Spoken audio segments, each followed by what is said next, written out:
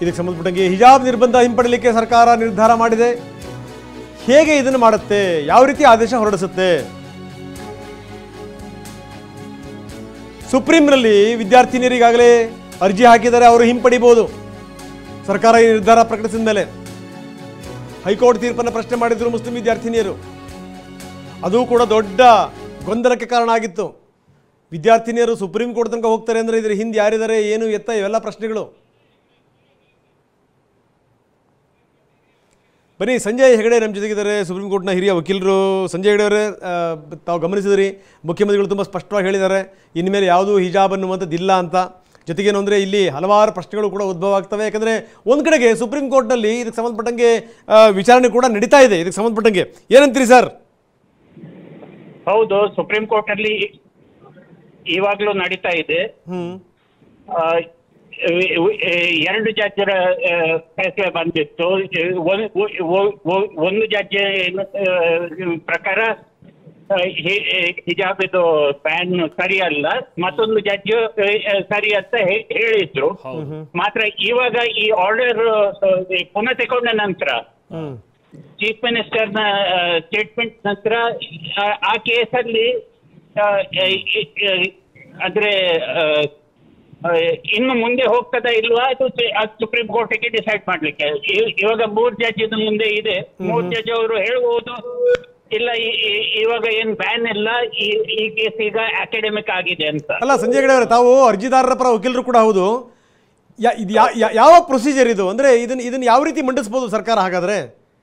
ಅಥವಾ ಸರ್ಕಾರ ಏನು ನಿರ್ಧಾರ ತಗೊಳುತ್ತಲ್ಲ ಅದೇ ನಿರ್ಧಾರವೇ ಫೈನಲ್ ಆಗುತ್ತಾ? ಅಥವಾ ಏನೋ ಅಂದ್ರೆ ಈಗ ಇದಕ್ಕೆ ತಾನೇ BJP ನಾಯಕರು ಕೂಡ ಮಾತಾಡ್ತಾ ಇದ್ರು, ಇಲ್ಲಿ ಬಂದಿರುವಂಥದ್ದು ಹಿಜಾಬ್ದಲ್ಲ ಇಲ್ಲಿ ಬಂದಿರುವಂಥದ್ದು. ಇಲ್ಲಿ ಬಂದಿರುವಂಥದ್ದು ಏನು ಅಂತಂದರೆ ಶಾಲೆಯ ಸಮವಸ್ತ್ರ ನೀತಿ.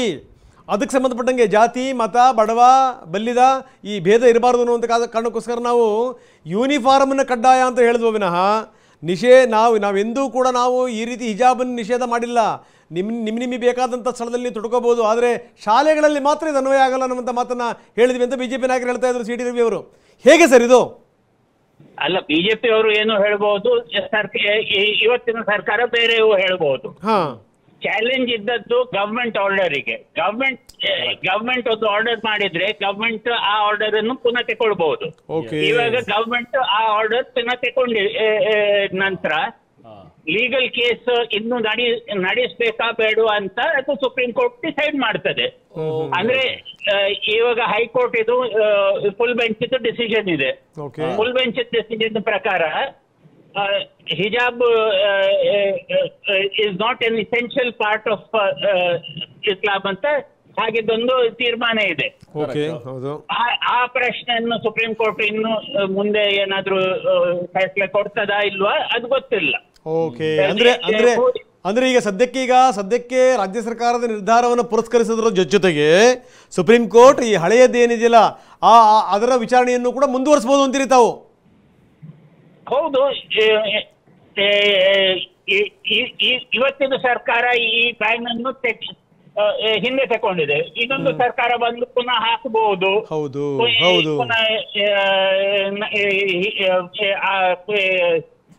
ಹಳೆ ಸ್ಥಿತಿ ಬರ್ಬೋದು ಅಂತ ಇರುವಾಗ ನಾವು ಕೋರ್ಟ್ ಅಲ್ಲಿ ಹೇಳ್ಬೋದು, ಇಲ್ಲ ಸರ್ ನೀವೇ ತೀರ್ಮಾನ ಮಾಡಿ,